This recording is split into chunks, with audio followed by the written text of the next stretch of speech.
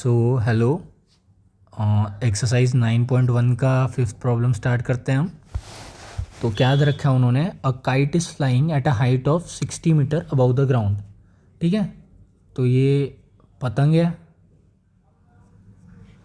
It is flying at a height of 60 metre above the ground.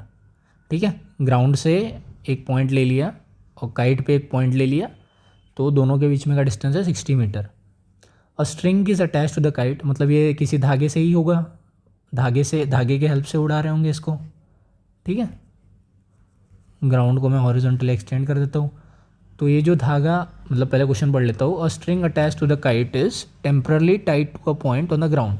मतलब ये जो धागा है जो काइट को बांधा हुआ है, इसको कोई आदमी जो उड़ा रहा है वो पकड़ के नहीं है, उसने ग्राउंड पे एक पॉइंट है उससे बांध दिया, मतलब tied to a point on the ground, मतलब ग्राउंड पे किसी एक पॉइंट से बांध दिया। ठीक है, ये तो एंगल हो गया 90 डिग्री। इसको बोल देते हैं ए, इसको बोलते हैं बी, और इस पॉइंट को बोल देते हैं सी। ठीक है, the inclination of the string with the ground is 60 degree.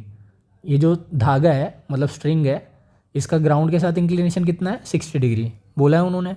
Find the length of the string, मतलब ए सी निकालना है हमें, because A C is the length of the string assuming that there is no slack in the string.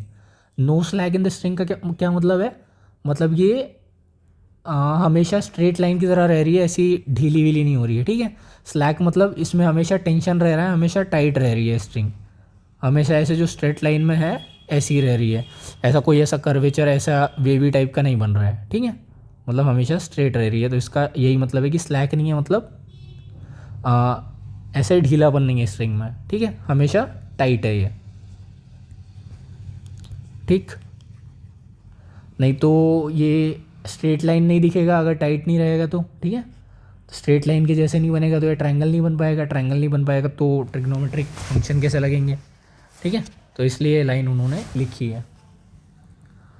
तो यहाँ से क्या क्या दे रखा है उन्होंने, इस एंगल के अपोजिट साइड को बोलेंगे हम अपोजिट साइड, अपोजिट साइड। इस एंगल के एडजेसेंट जो साइड है उसको बोलेंगे एडजेसेंट साइड। तो अपोजिट साइड गिवन है, that is b c is equal to 60 metres दे रखा है उन्होंने। तो अपोजिट साइड पता है और ए सी निकालना है, ए सी है हमारा हाइपोटेनियस, तो अपोजिट साइड पता है, हाइपोटेनियस निकालना है, एंगल पता है, तो कौन सा फंक्शन लगेगा अपोजिट और हाइपोटेनियस वाला, वो होता है साइन ए। ठीक है, क्योंकि एंगल ए के लिए निकाल रहा है, तो साइन में क्या आ जाता है, साइन में आता है opposite side by hypotenuse side. Opposite side क्या हो गई, अपोजिट साइड हो गई बी सी, हाइपोटेनियस क्या हो गई, हाइपोटेनियस हो गई ए सी, और साइन ए क्या हो गया, साइन ए हो गया साइन 60 डिग्री। ठीक है, साइन 60 मतलब √3/2, बी सी की वैल्यू है 60, ए सी एज इट इज़। ठीक है, इसको एक बार और सॉल्व कर देंगे तो क्या आ जाएगा, 60 मतलब होता है आपका 3 × 20/AC। ठीक, 3 को हम लिख सकते हैं √3 × √3 × 20/AC, और इधर साइड तो √3/2। ये वाला √3 इस √3 के साथ कैंसिल हो गया, तो क्या बचा हमारा 1/2 is equal to 20 times √3/AC।